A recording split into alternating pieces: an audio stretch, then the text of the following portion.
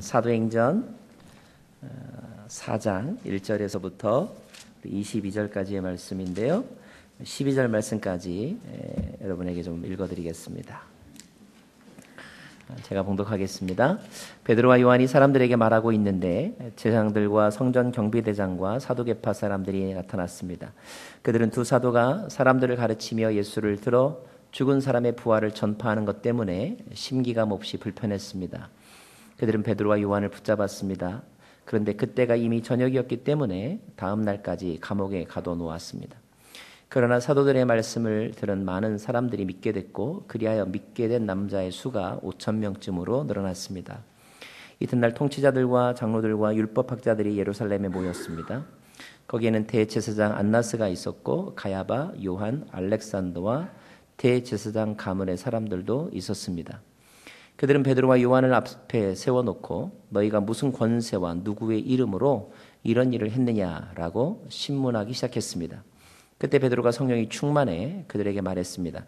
백성의 통치자들과 장로들이여, 오늘 여러분이 걷지 못하는 사람에게 일어난 선한 일에 대해 해명하라고 우리를 부른 것이라면, 또 그가 어떻게 낫게 됐는지 묻는 것이라면, 여러분과 모든 이스라엘 백성들은 이 점을 알아야 합니다. 이 사람이 다 나아서 여러분 앞에 서게 된 것은 여러분이 십자가에 못 박았지만 하나님께서 죽은 사람들 가운데서 다시 살리신 나사렛 예수 그리스도의 이름으로 된 것입니다. 이 예수는 건축자들이 버린 돌이지만 집 모퉁이의 머릿돌이 되셨습니다. 예수 외에 다른 어느 누구에게서도 구원을 받을 수 없습니다. 하나님께서는 하늘 아래 우리가 구원받을 만한 다른 이름을 우리에게 주신 일이 없기 때문입니다. 12절 말씀까지 우선 봉독했습니다. 한 번 더 기도하고 말씀 나누도록 하겠습니다. 하나님 감사합니다. 오늘도 하나님의 말씀을 함께 나누게 되었습니다. 주님, 이 시간에 말씀을 듣는 모든 이들, 이 공간 안에 있는 이들, 또 사무실에서 영상으로 예배하는 이들, 또 CD를 통하여 듣는 이들, 인터넷을 통하여 말씀을 듣는 모든 사람들에게도 성령의 감동하심이 있기를 원합니다. 우리에게 깨달음을 주시고 또 능력을 부어 주십시오. 예수님 이름으로 기도합니다. 아멘. 목회사관학교에 잘 다녀왔습니다. 우리 온누리교회 풀타임 교육자가 170명 정도 됩니다. 우리 교회 성인 공동체 숫자보다 더 많습니다. 이렇게 쉼의 시간도 가졌고 또 재충전의 시간도 가졌습니다. 제가 거기서 배운 것도 깨달은 점들이 여러분들에게 그대로 잘 전달되기를 바랍니다. 이번에 목사님들의 대화의 주제는 한국 교회가 큰 위기를 맞고 있다는 것이었어요. 그렇게 된 원인은 먼저 교회 내부에서부터 나왔죠. 교회나 또는 교회 리더십이 실수하는 모습, 또 연약한 모습을 너무 많이 보여주었습니다. 또 이렇게 실수가 발생하게 되면 사방에서 그 실수를 물고 늘어지는 사람들이 더 많아진 것 같아요. 특히 목회자와 관련된 좋지 않은 소식들이 이렇게 들리면 집중적으로 막 거기에 이렇게 조명하고 파헤치죠. 교회에 대한 이미지가 크게 훼손되는 일들이 참 많습니다. 사람들은 배신감을 느끼고 또 실망하게 되죠. 또 교인으로서의 자존감을 많이 잃게 되기도 하는 것 같아요. 사회 문화적으로도 이렇게 기독교 정책이나 윤리에 대한 공격들이 더욱더 많아지고 있습니다. 그래서 우리는 목사들이 더 정신 차려야 된다. 또 교회가 이렇게 본질로 돌아가야 된다. 이런 이야기들을 많이 나누었습니다. 과연 한국 교회는, 아니 이 시대의 교회는 이런 위기를 잘 극복할 수 있을까? 그리고 그런 공격들에 대해서 제대로 잘 반응하고 있는 것일까? 오늘 성경의 이야기는 요즘과는 전혀 다른 교회의 모습을 우리들에게 보여주고 있죠. 사도행전 시대의 교회들은 사실 지금보다 훨씬 더 어려운 환경 가운데 있었습니다. 하지만 그런 어려운 환경에도 불구하고 또 외부의 공격에도 불구하고 사도행전의 교회들은 이렇게 승리하는 모습을 보여주었죠. 우리는 말씀을 통하여 그 원리를 배우고자 합니다. 때는 AD 30년경의 일이죠. 예수님이 부활하시고 예수님을 믿는 사람들이 점점 더 많아졌습니다. 사도들은 기적을 베풀었죠. 한번 기적이 일어나면 폭발적으로 사람들이 몰려드는 거예요. 그래서 3,000명이 믿었다, 또 5,000명이 되었다, 그런 성경의 기록들이 있습니다.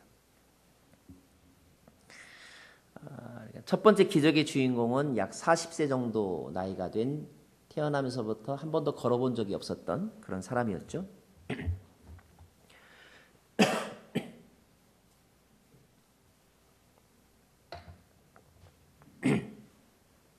한 번도 걸어본 적이 없었던 사람이 정말로 이렇게 의사를 만나지 않고 약을 써보지도 않고 이렇게 나았다고 하는 것은 굉장히 큰 뉴스거리였습니다. 아마 요즘으로 치면 인터넷 검색어 1위를 차지했을 거예요. 베드로는 순식간에 스타가 되었습니다. 교인들도 기분이 좋았을 거예요. 그죠? 하지만 그런 현상을 누구나 다 좋아했던 것은 아니었습니다. 싫어하는 사람이 있었다는 거예요. 오늘 말씀에 보면 그 사람들은 바로 그 시대의 종교 지도자들이었습니다. 1절과 2절 말씀인데 다시 한번 저와 여러분 읽도록 하겠습니다. 제가 먼저 읽을게요. 베드로와 요한이 사람들에게 말하고 있는데 제사장들과 성전 경비대장과 사두개파 사람들이 나타났습니다. 2절 같이 읽습니다. 그들은 두 사도가 사람들을 가르치며 예수를 들어 죽은 사람의 부활을 전파하는 것 때문에 심기가 몹시 불편했습니다. 왜 이 사람들은 이렇게 사람들이 몰려드는 것을 싫어했을까? 먼저 제사장들, 당시에 이제 목사들이라고 말할 수도 있는데, 이 사람들이 보기에 예수의 제자들은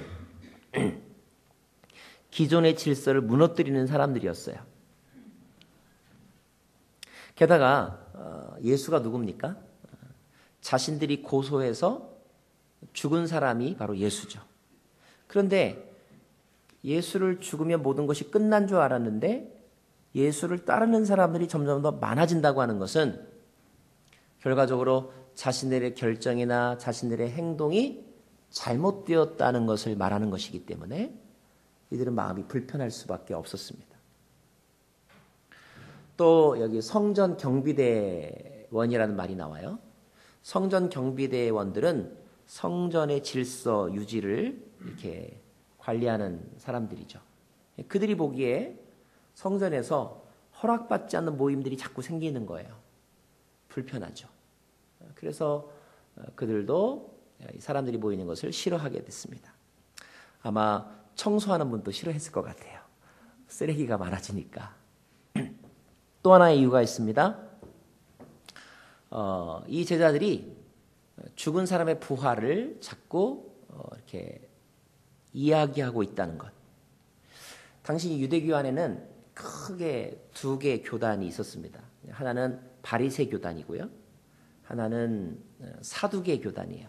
바리새파, 사두개파 이렇게 두 개의 교단이 있었는데 이 두 교단은 서로 사이가 썩 좋지 않았고 교리적으로도 다른 점이 있었습니다. 특별히 사두개파는 부활 교리를 믿지 않는 사람들이었어요. 부활을 믿지 않는 사람들. 그런데 이 제자들이 자꾸만 부활을 얘기하는 거예요. 예수님이 부활하셨다라고 얘기하는 것입니다. 교리에 반대되는 이야기를 자꾸 하니까 그들이 마음이 불편했습니다. 그래서 그들은 그 두 사람 베드로와 요한을 체포하게 된 것입니다. 드디어 초기 기독교 단체에 이제 박해가 시작이 되었다라고 볼 수가 있어요. 우리가 한 가지 알아야 될 중요한 영적인 사실이 있는데요. 그것은 이런 박해, 이런 공격이 놀랄 만한 일은 아니라는 것입니다. 이미 예수님께서 베드로에게 이렇게 말씀하신 적이 있어요. 네가 나를 사랑하느냐? 예, 제가 사랑합니다. 내 양을 먹이라. 이 말씀 다음에 하신 말씀이 있어요. 그 다음 말씀이 뭐냐면 너가 내 이름 때문에 고난을 받을 것이다. 이렇게 미리 말씀하신 적이 있습니다. 왜 고난을 받느냐 하면 이 세상이 예수님을 싫어하기 때문에 그래요. 예수님을 싫어하기 때문에 예수님을 따르는 사람들도 싫어하겠죠. 특별히 가장 싫어했던 것은 예수님의 부활입니다. 여러분, 기독교에 있어서 부활이 뭐예요? 기독교에 있어서 부활이란 예수님이 다시 살아나셨다라고 하는 것은 그 예수님이 하나님의 아들이라는 것을 말하는 거예요. 인간이 아니라 하나님이라는 것을 말한 것입니다. 진리가 승리했다는 것을 말하는 것이 바로 부활입니다. 선이 지는 것 같아도 최후의 순간에는 반드시 승리한다는 것을 증명해 준 것이 바로 부활이거든요. 세상은 이것을 싫어합니다. 왜냐하면 세상은 악하기 때문에 그런 것이죠. 기독교에 대해서 반대하는 분위기는 옛날에도 있었고 요즘 시대에도 있었어요. 그러므로 여러분, 사람들이 기독교를 또는 교회를 싫어하는 것에 대해서 흔들릴 필요는 없습니다. 중요한 것은 우리가 공격을 받는 것이 진리 때문인가 아니면 진리대로 살지 못하기 때문인가, 이것에 대해서 우리는 생각을 해봐야 합니다. 만약에 우리가 진리대로 살기 때문에 공격을 받는다고 한다면 우리는 힘들어도 끝까지 그 길을 가면 되는 것이고요. 반대로 진리대로 살지 못하기 때문에 공격을 받는 것이라고 한다면 우리는 빨리 우리의 태도와 우리의 위치를 바꾸어서 진리로 돌아가야 하는 것입니다. 자, 그들이 제자들을 체포했습니다. 그래서 종교재판정으로 끌고 나왔어요. 당시에 종교재판이 일어나던 곳을 공회 또는 산헤드린이라고 말합니다. 산헤드린은 다 모이면 71명으로 구성되어 있어요. 71명의 사람들로 운영되는 회의입니다. 자, 그들이 그 산헤드린에서 물어보는 첫 번째 질문은 이것이었습니다. 7절 말씀 같이 읽겠습니다. 시작. 그들은 베드로와 요한을 앞에 세워놓고 너희가 무슨 권세와 누구의 이름으로 이런 일을 했느냐라고 신문하기 시작했습니다. 당시의 사람들은요, 어떤 새로운 가르침에 대해서 말할 때는 자기가 누구에게서 배웠느냐, 자기의 스승의 이름을 대는 것을 이렇게 자기를 소개하는 방법으로 이렇게 알고 있었습니다. 그러므로 지금 공회가 베드로와 요한에게 너는 누구의 권세와 누구의 이름으로 그런 말을 하느냐라고 하는 것은 너는 누구한테 배웠느냐, 어느 스승의 제자냐, 이런 질문입니다. 만약에 스승이 권위가 있으면 그 사람의 권위도 인정을 받는 거고요. 반대로 선생이 실력 없는 사람이면 그 사람의 실력도 인정을 받지 못하는 것입니다. 다시 말하면 선생님의 브랜드 파워에 의해서 그 제자들의 평가가 달라지는 거예요. 그래서 물어보는 것입니다. 너는 누구의 이름으로 이런 가르침을 베풀고 있느냐? 그런 질문입니다. 자, 이런 질문을 받으면 누구나 다 이렇게 긴장하게 되죠. 그리고 어떻게 말해야 될지 아마 고민하게 될 것입니다. 제자들은 어떻게 대답했을까요? 제자들은 이런 질문을 받았음에도 불구하고 전혀 위축되지 않았습니다. 도대체 그들은 어떤 졸업장을 가졌기 때문이었을까? 하버드대 졸업장을 가졌기 때문이었을까? 아니면 광고에 많이 나오는 회사 출신이었기 때문이었을까? 무엇보다도 그들을 당당하게 만들었던 것은 바로 이것 때문이었습니다. 8절 말씀인데요. 8절 말씀 같이 읽겠습니다. 8절. 시작. 그때 베드로가 성령이 충만해 그들에게 말했습니다.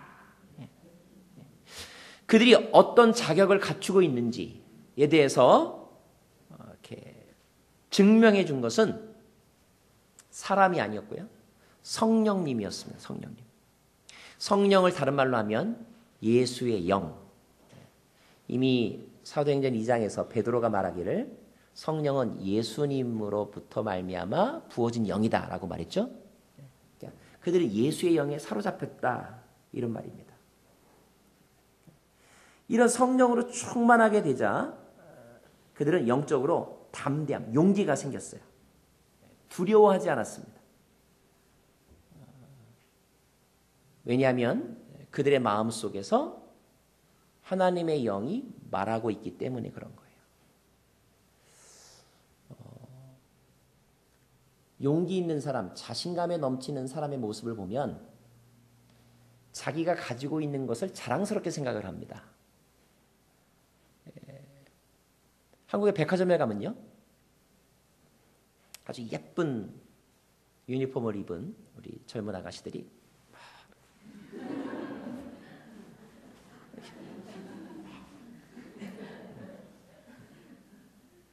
그런데 그런 모습을 하나도 자기가 부끄러워하지 않아요. 당당하게 합니다. 왜요?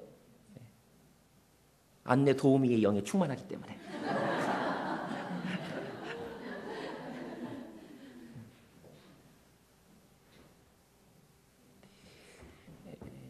이들은 예수의 영을 일부만 가지고 있지 않았어요. 충만했어요. 그러므로 두려운 것이 없었습니다. 8절부터 10절까지 그가 얘기하는데, 백성의 통치자들과 장로들이여, 오늘 여러분이 걷지 못하는 사람에게 일어난 선한 일에 대해 해명하라고 우리를 부른 것이라면, 또 그가 어떻게 낫게 되었는지 묻는 것이라면, 여러분과 모든 이스라엘 백성들은 이 점을 알아야 합니다. 이 사람이 다 나아서 여러분 앞에 서게 된 것은 여러분이 십자가에 못 박았지만 하나님께서 죽은 사람들 가운데서 다시 살리신 나사렛 예수 그리스도의 이름으로 된 것입니다. 다시 말하면 우리의 스승님은 예수님입니다. 우리는 예수의 이름으로 이렇게 말하고 있는 것입니다. 라고 소개하고 있는 거예요. 예수의 이름은 그 당시에는, 그 당시의 종교계나 그 당시의 학계에서는 아주 생소한 이름이었습니다. 누구나 다 아는 그런 이름이 아니었어요. 자, 그럼에도 불구하고 그들은 예수의 이름으로 예수의 제자입니다, 이 말을 하는 것을 전혀 부끄러워하지 않았어요. 왜 부끄럽지 않았을까요, 여러분? 쉽게 말하면 저 지방에 있는, 이러면 또 안 되는데, 하여튼 이름도 없는 무명의 대학교를 나왔는데도 다른 사람에게 나 어느 학교 나왔어 라고 말하는 것을 전혀 부끄러워하지 않는 이유는 무엇 때문일까요?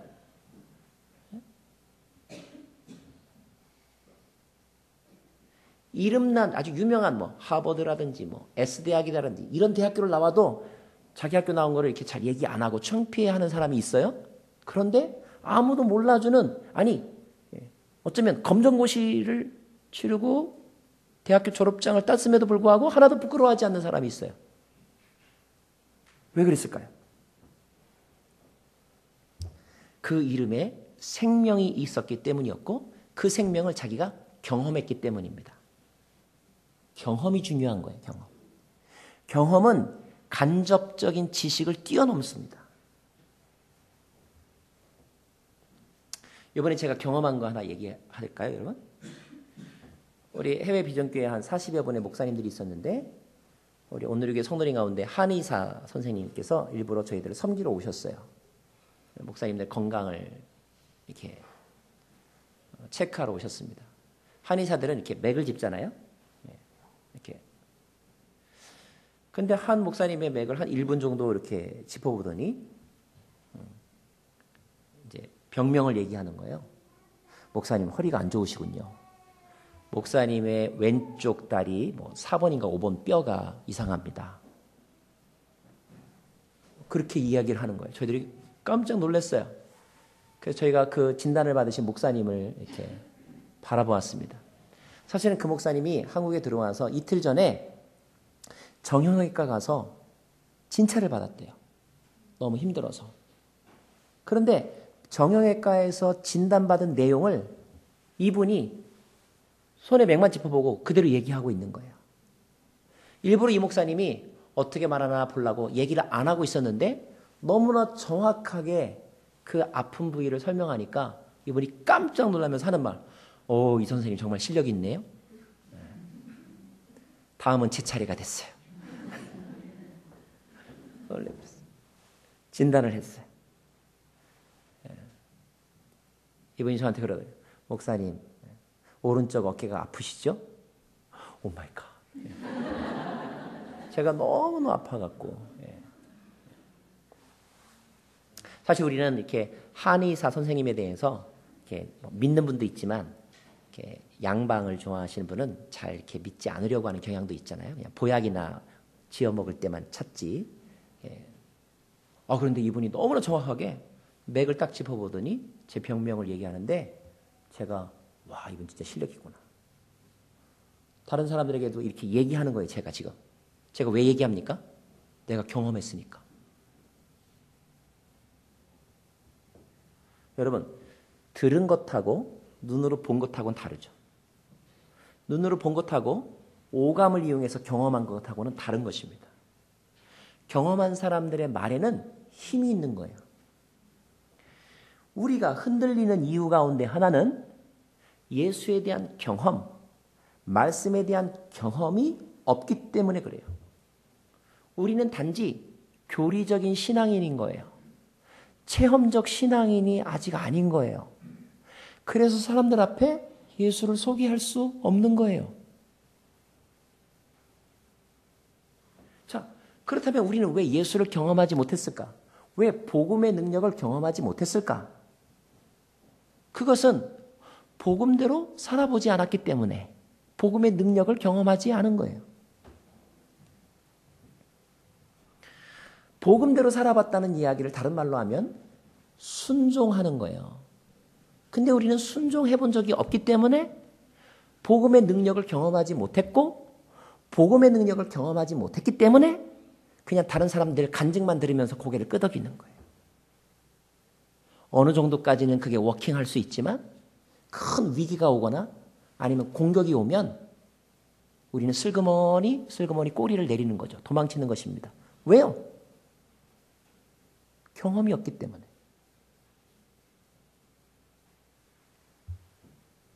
사랑하는 여러분, 우리가 신앙생활하는 신앙의 목적은 행복한 삶을 위해서가 아니라 하나님을 경험하는 삶을 위해서인 것입니다.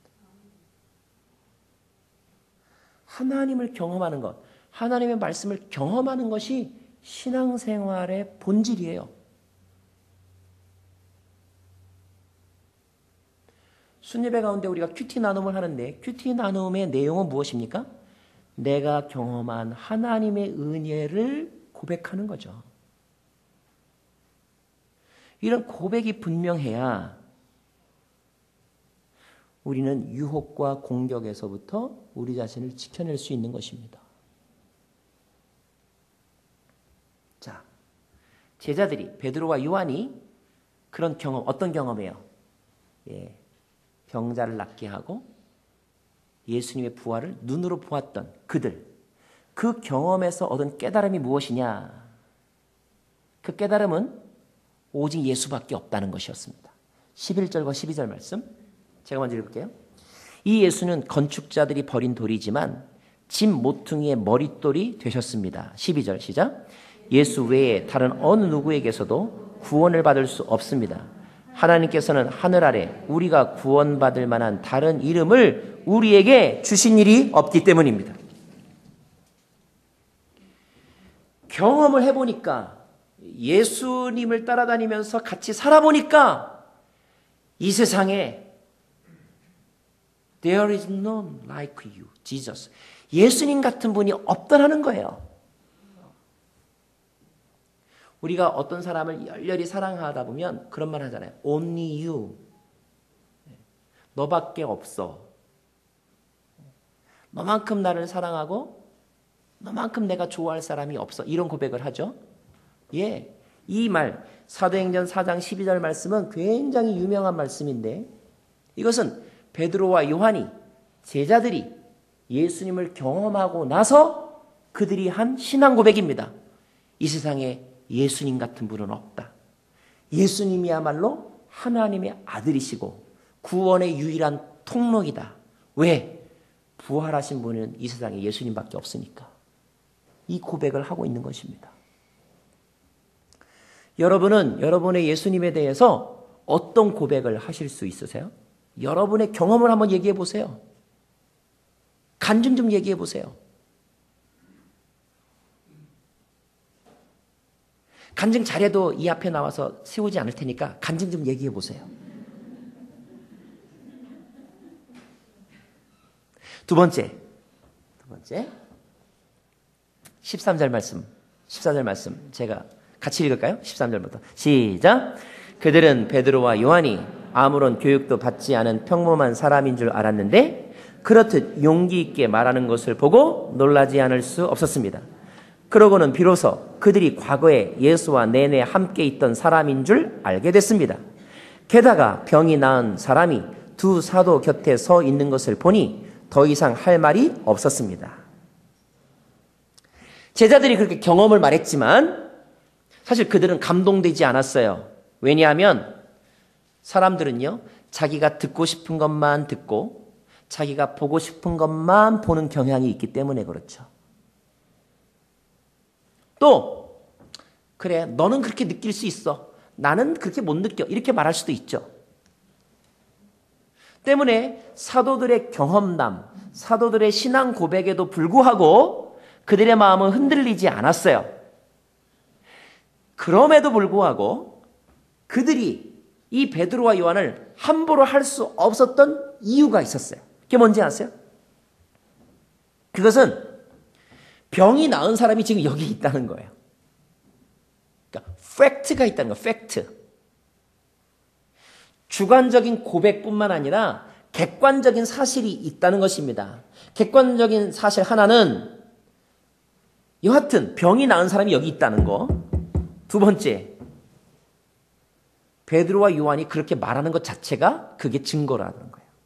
왜냐하면 원래 배운 적도 없고 그리고 두려움도 많은 사람인데 너무 당당하게 달라진 그들의 모습이 그들에게 프루프, 증거가 되더라는 거예요.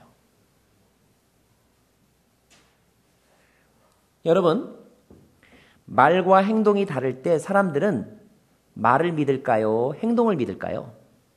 행동을 보고 판단합니다. 사랑한다는 100마디 말보다 사랑의 행동을 보여주는 것이 중요하죠. 주관적인 느낌보다 더 분명한 것은 객관적인 사실이 중요합니다. 가장 위대한 무기는 팩트예요, 팩트. 그런데 지금 이 제자들이 말로 예수밖에는 다른 이가 없다라고 말한 것에서 그친 것이 아니라 그렇게 말하는 태도를 보니 뭔가 달라진 팩트를 사람들이 느끼고 있는 거예요. 또 하나는 뭐예요? 병자가 어제까지만 해도 그들이 분명히 이렇게 길거리에 앉아있던 사람이 지금 벌떡 서서 여기 있는 거예요. 열매를 보았다는 것입니다. 열매. 이것이 사람들이 기분은 나쁘지만 인정할 수밖에 없는 사실이었어요. 자, 우리의 질문은 이것입니다. 저와 여러분의 삶 속에서 드러난 성령의 열매가 무엇이 있느냐 하는 거예요. 예수님은 말씀하시기를 열매를 보고 그 나무를 알 수 있다 그랬어요. 저와 여러분이 보여주는, 저와 여러분이 드러낼 수 있는 변화의 열매가 우리가 예수를 경험했는지 아닌지에 대한 증거가 된다는 거예요. 한국의 교회는, 아니 이 시대의 크리스찬들은 많이 들어서 알아요. 교리를 알아요. 예수님의 33년의 인생에 대해서도 알아요. 그러나 우리의 말과 우리의 찬양과 우리의 삶은 다른 거죠. 주 예수보다도 다른 분은 없네라고 말하지만 실제로 우리의 삶은 뭐예요? 돈도 중요하고 사랑도 중요하고 인기도 중요하고 명예도 중요하게 이렇게 살아가는 거예요. 그러니까 우리가 말한 것을 이 세상 사람들이 믿을까요? 안 믿을까요? 우리의 말을 보고 믿지 않죠. 우리의 삶의 흔적을 보고 그들은 판단하죠. 어쩌면 이 시대는 크리스찬들이 침묵으로만 말해야 될 때인 것 같아요. 자녀들에 대한 사랑도 마찬가지더라고요. 사랑한다고 말하는 고백도 중요하지만 자녀가 알 수 있는 사랑의 프루프, 증거들을 보여주는 것이 중요하죠. 하나님은 우리를 말로만 사랑하지 않으셨잖아요. 자기 아들을 죽이심으로 우리에 대한 당신의 사랑을 확증하셨다 그랬죠. 그래서 하나님의 사랑이 파워풀한 거죠. 우리는 껍데기만 살아가니까 목소리는 큰데 파워가 없는 거죠.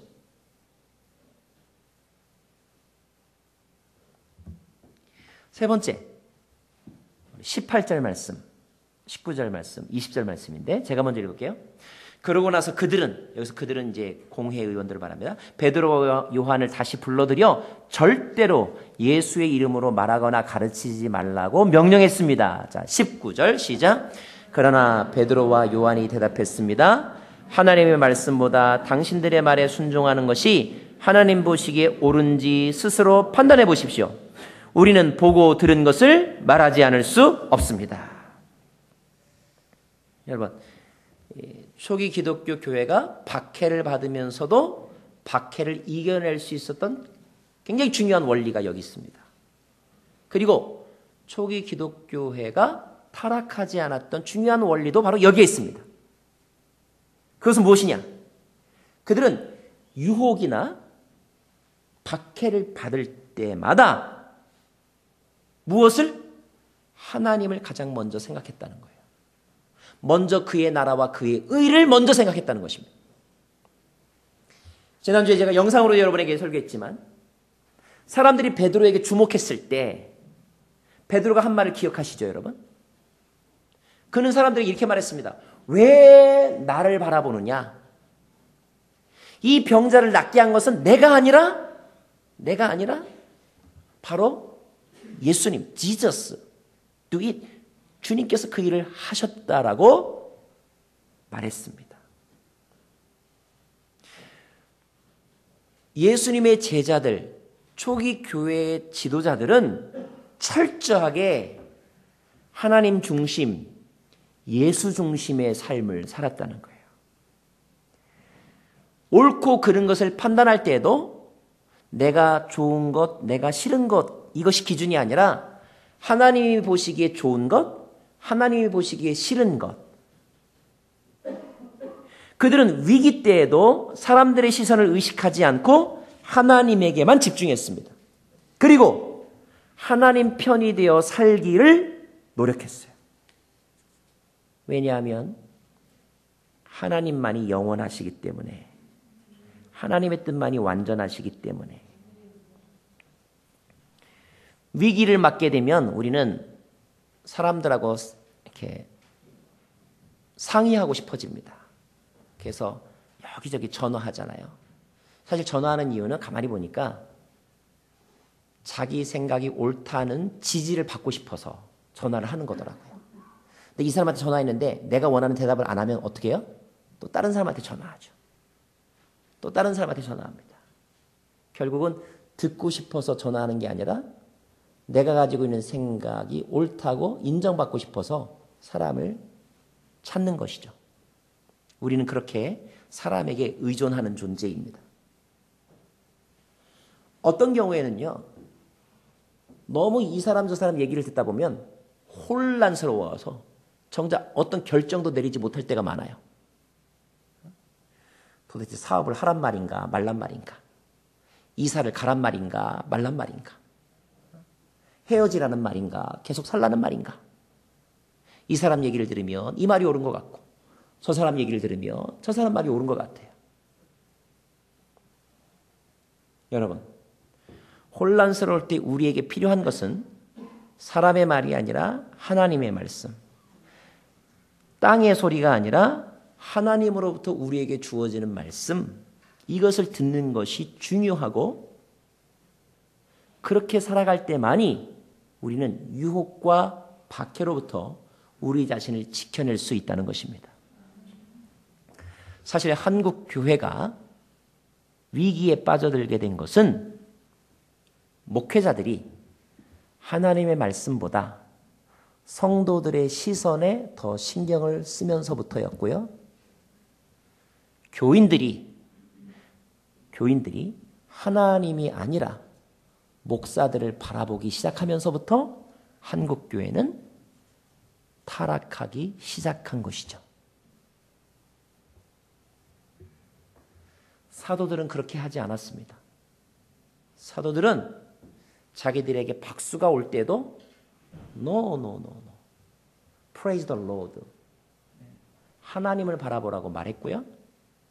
사람들이 칼을 들이대면서 너 내 말 들을 거야 안 들을 거야 라고 협박할 때에도 하나님의 말씀을 듣는 것이 옳은지 사람의 말을 듣는 것이 옳은지 그들은 하나님의 말씀을 듣는 것을 결정했다는 것입니다. 자, 이 위기의 시대에 저와 여러분은 위기를 극복할 수 있는 무기들을 가지고 있습니까? 인생의 위기, 교회의 위기 시대를 살아가는 우리에게 가지고 있는 영적인 무기는 무엇입니까? 여러분은 예수님에 대한 경험이 있습니까? 그 경험으로부터 말미암는 분명한 고백이 있습니까? 아니, 그보다 더 중요한 것은 오직 하나님의 뜻에 집중하고 먼저 그의 나라와 의를 구하는 인생의 태도를 가지고 있습니까? 그 변하지 않는 영원한 완전한 그 말씀을 붙잡고 살지 않으면 우리는 파도에 휩쓸려 가는 것이고 바람에 날려가는 것입니다. 잠시 사람들의 인기와 사람들이 주는 평가에 만족하는 삶을 살기보다 영원한 세상, 영원히 승리하는 인생의 주인공이 되기를 원한다면 오늘 베드로와 요한이 우리에게 해준 말, 너희가 하나님의 말씀을 듣는 것과 사람의 말을 듣는 것 중에서 무엇을 선택하겠느냐 질문할 때에 깊은 기도를 한 후 깊은 묵상을 하고 나서 이렇게 말해야 됩니다. 내가 하나님의 말씀을 따르겠습니다. 그렇게 우리가 결정을 하면 지금은 손가락질 받을지 몰라도 훗날 사람들은 여러분을 기억하면서 그가 옳았다. 우리 아빠가 옳았다. 우리 남편이 옳았다. 박수하게 될 것입니다. 그런 위대한 결정들을 통하여서 하나님의 나라가, 하나님의 교회가 점점 더 든든히 서가게 될 것입니다. 이 일의 주인공이 되는 저와 여러분 되기를 간절히 소망합니다. 기도하겠습니다.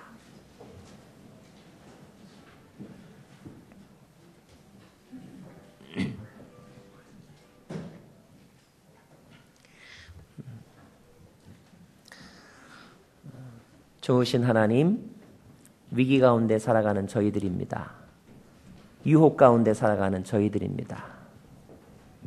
매 순간순간 무엇을 결정하면서 살아야 합니까? 어디에 우리의 마음을 두어야 합니까? 하나님의 뜻, 하나님의 말씀을 먼저 생각하는 저희들 되게 하여 주십시오. 우리 포틀랜드 온누리 교회가 유행을 따라가지 아니하고 그 시대의 문화를 따라가지 아니하고 변함이 없는 하나님의 뜻을 붙잡고 그 말씀대로 살아가는 저희 교회가 되게 하여 주십시오. 그래서 복음의 능력을 경험하고 생명을 경험하여 예수 외에는 다른 신이 없다고 증거할 수 있는 저희들 되게 하여 주십시오. 예수님 이름으로 기도합니다. 아멘.